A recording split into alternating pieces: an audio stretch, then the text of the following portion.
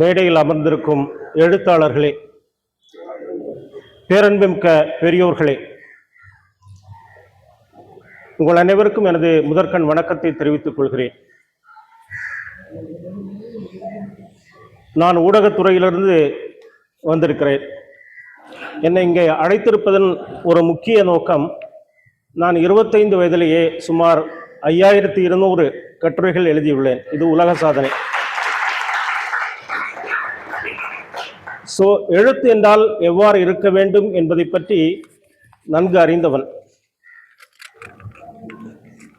இப்போது எழுதுகிறேனா என்றால் எழுதுகிறேன். ஆனால் அது வானொலிக்கு எழுதுகிறேன், தொலைக்காட்சிக்கு எழுதுகிறேன், புத்தகமாக எழுதுவதில்லை. ஆனால் சமீபத்தில் ஒரு புத்தகம் வெளியிட்டேன், ஆங்கில புத்தகம்.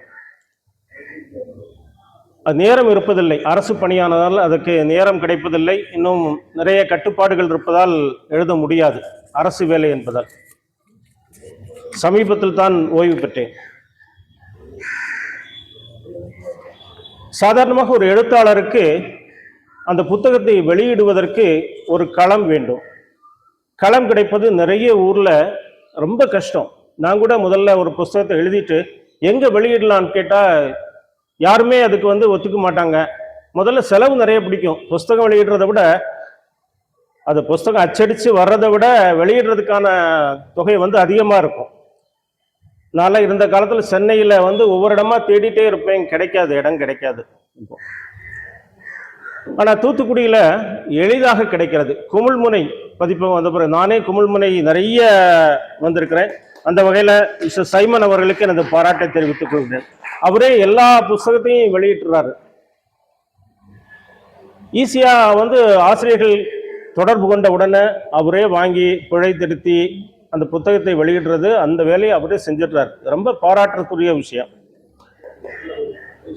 இன்னொரு விஷயம், நிறைய புத்தகங்கள் தூத்துக்குடியில இப்ப புத்தக திருவிழா நடந்தது.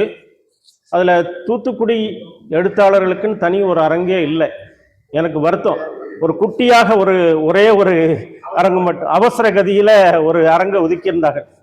ஏன் தூத்துக்குடியில படிக்கிறவங்க இல்லையா, எழுதுறவங்க இல்லையா? இதற்கான முக்கியத்துவத்தை இது போன்ற களத்தில் நாம் வலியுறுத்த வேண்டும்.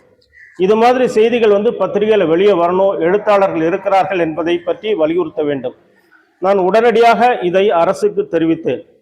இந்த களம் ஒதுக்கப்படவில்லை என்பதை யார் யாருக்கு சொல்லணுமோ அதெல்லாமே சொல்லிட்டேன். நிச்சயமாக அடுத்த புத்தக திருவிழாவில் நம்ம தூத்துக்குடி எழுத்தாளர்களுக்கு தனி அரங்கு கிடைக்கும். இன்னொரு விஷயத்தையும் சொல்றேன். இந்த 3 பேர் புஸ்தகம், அந்த 3 புஸ்தகத்தை நான் இன்னும் படிக்கல. இப்பதான் வந்ததுனால அதை படிக்க முடியல என்னால. ஆனாலும் கவிதை புத்தகத்தையே எல்லாருமே வெளியிடுறீங்க. சைமன் ஒருவேளை கவிதை புத்தகம் தான் எழுதணும்னு சொல்றாரான்னு எனக்கு தெரியல. கவிதை ஈஸியா இருக்கிறதுனால எழுதுறீங்களா என்னன்னு தெரியல. கவிதையை விட நீங்க கட்டுரை இது மாதிரி உள்ள எழுதுனீங்கன்னா நிறைய நிற்கும், நிறைய காலத்துக்கு நிற்கும். சரியா? லைப்ரரி எடிஷன் உங்களுக்கு கிடைக்கும். லைப்ரரி காப்பீஸ் போறதுக்கும் கவிதை நூலை ஏற்றுக்க மாட்டாங்க. லைப்ரரி காப்பீஸுக்கு ஏதோ 1-2 ஏற்றுக்குவாங்களே தவிர வேற புஸ்தகமா போட்டால் தான் ஏற்றுக்குவாங்க. சார் ஒரு புஸ்தகம் போட்டிருந்தார், எனக்கு அண்மையில கொடுத்தாரு. ரொம்ப அருமையா இருந்தது. படிச்சுட்டேன். அதை உங்களுக்கு சொல்ல மறந்துட்டேன். படிச்சுட்டேன், ஆனால் 1 வாரம் ஆச்சு நான் படிக்கிறதுக்கு. ரொம்ப அருமையா இருந்தது எழுதிருந்தீங்க. இந்த மேடையில் இன்னொன்றையும் சொல்ல வேண்டும். இந்த புத்தகத்தை வெளியிட்ட நான் பெற்றுக்கொண்டேன். வெளியிட்டவர் கண்ணகுமார விஸ்வரூபன். அவரை பத்தி உங்களுக்கு எத்தனை பேருக்கு தெரியும்னு தெரியாது. என்னை பொறுத்தவரையில் அவர் அண்ணாச்சி. அவருக்கு என்ன தெரியுமோ தெரியாதோ தெரியாது. ஆனந்த விகடனிலிருந்து ஒருத்தர் தினமும் எனக்கு ஃபோன் பண்ணிட்டே இருந்தாரு. ஏன்னா நான் இலக்கிய நிகழ்ச்சி தூத்துக்குடியில 23 வருடம் இலக்கிய நிகழ்ச்சி நான் தான் பார்த்துருக்கிறேன். எனக்கு ஃபோன் பண்ணுவாரு. அப்படி ஒரு அண்ணாச்சி ஒருத்தர் அங்கே இருக்கிறாரா, கடை நடத்துறாரு அப்படின்னு சொல்லிட்டு. எனக்கு தெரியாதே சொல்லுவேன். இவரை எனக்கு தெரியவே தெரியாது, கடைசி வரை தெரியாது. அவரை நான் பார்த்ததும் இல்லை. அப்புறம் தான் அவரே டைரக்டா வந்துட்டார்.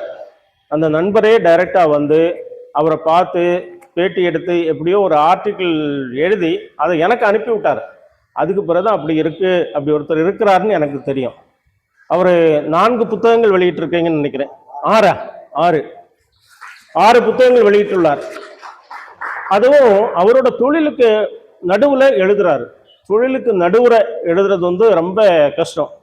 தோப்புல் முகமது மீரான் அவரோடு நான் இவரை ஒப்பிடுகிறேன். அந்த ஒப்பிட காரணம் என்னன்னா, அவரை எனக்கு நல்லாவே தெரியும். அவர் கடை வந்து மளிகை கடை வச்சிருந்தாரு. மளிகை கடையில போய் நின்றுட்டு இருக்கும்போது நான் போய் நின்றுட்டு இருக்கிறேன். தோப்புல் முகமது மீரான் அவரை போய் சாய்வு நாற்காலி ஒரு இன்டர்வியூ பண்றதுன்னு நின்றுட்டு இருக்கிறேன். அவரு 1 ரூபாய் மிளகு சொல்லு, கடுகு 50, அப்புறம் சொல்லு, சரி வெந்தயம் 100 சொல்லு, இப்படின்னு ஒவ்வொருத்தரும் கேட்டுட்டு இருக்காங்க. அந்த ஒவ்வொன்றையும் சொல்லிட்டே அவர் சொல்லிட்டு இருக்காரு. ஆனாச்சு கொஞ்சம் நின்னுங்க சொல்றாரு. என்ன நிக்க வைக்கிறாரு? 1 மணி நேரம் நான் நின்றுட்டேன். எனக்கு அதுல புதுசா ஒரு கதை பிறந்துடுச்சு. சரியா? அந்த அளவுக்கு அந்த பிஸிலையும் கூட அவர் கதை எழுதி அவார்டு வாங்கியிருக்கிறாருன்னா பாருங்க எவ்வளவு சிரமப்பட்டிருக்கிறாரு. அதே மாதிரி நம்ம அண்ணாச்சி அவர்களும் அவரது நேரத்து போக மீதி எல்லாமே வந்து எழுதிட்டு இருப்பார். அவர் சொல்லியிருக்கிறது எனக்கு ரொம்ப மனசை தாக்குன ஒரு விஷயம் என்னதுன்னா, என் மனைவி வீடு சுத்திய காசில் தான் என் புத்தகங்களை வெளியிடுகிறேன் அப்படின்னு சொல்லியிருந்தாங்க. அது வந்து எனக்கு ரொம்ப மனசை தாக்குன ஒரு விஷயம். இன்னொன்று, என்னோட வலியைத்தான் நான் இதில் எழுதுகிறேன் அப்படின்னு சொல்றார். இவங்கெல்லாம் காதல் இதெல்லாம் சொல்லியிருக்காங்க, அவர் வந்து வலியை சொல்லியிருக்கிறார். சரியா? வலி வந்து உங்களுக்கு வலிக்கணும்னுக்காக அவர் சொல்லலை, வலியை நீங்கள் உணர வேண்டும் என்பதற்காக அவர் சொல்லியிருக்கிறார். மற்றவர்கள் வலியை நாம் உணர்ந்தால்தான் நாம் வந்து ஒரு மனிதனாக இருக்க முடியும் என்பதனை அவர் எடுத்து சொல்லியிருக்கிறார். ஒவ்வொரு கதையிலும் இதுதான் இருக்குது. இப்படி ஒரு பெரிய எழுத்தாளர்கள் இருக்கக்கூடிய அந்த அரங்கில் எனக்கு பேசுவதற்கு ஒரு வாய்ப்பு கிடைச்சிருக்குது. அது நான் இப்போ வானொலியிலேருந்து இப்போ 1 மாதத்துக்கு முன்னாடி தான் ஓய்வு பெற்றேன். இப்போது வேறு இலக்கிய பணிகள், வேறு பணிகள் தொடர்ந்து பண்ணிட்டு தான் இருக்கிறேன்.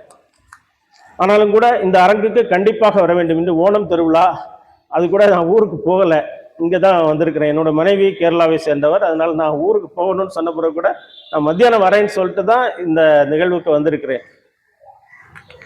கண்டிப்பாக இது போல எழுத்தாளர்களை சைமன் அவர்கள் இன்னும் ஊக்குவித்து நிறைய புத்தகங்களை வெளியிட வேண்டும். நீங்க புத்தகம் உங்கள்கிட்ட வெளியிட வரும்போது என்னுடைய கோரிக்கையாக நீங்கள் வந்து கவிதையை விட நிறைய கட்டுரைகளை வெளியிடுங்கள். அது மாதிரி தொல்லியல் சம்பந்தமான புத்தகங்கள் இங்க இல்லை. தூத்துக்குடியை பற்றி உள்ள கள ஆய்வுகள் இல்லை. அது மாதிரி புத்தகங்கள் வந்ததுன்னா அதை வெளியிடுறதுக்கு கொஞ்சம் ஏற்பாடு பண்ணுங்க. நிச்சயமாக அது ஒரு வரலாற்று ஆவணமாக திகழும். இந்த கருத்துக்களை உங்கள் முன் வைத்து, இதற்கு முன்னால் நடந்த மண்டபம், இது பட்டி மண்டபமே சூடேறி போச்சு. மண்டபம் பேச்சில் இல்லை, ஆமா. அதுக்கு பிறகு நான் பேசிட்டு இருந்தா உங்களால இருக்க முடியாது, சாருக்கெல்லாம் இன்னைக்கு தொழுகைக்கு போகணும், அதெல்லாம் விட்டுட்டு இருக்காங்க. சரியா? எழுத்தாளர் அவர்களை பேசுவதற்கு இடமளித்து வணங்கி அமர்கிறேன்.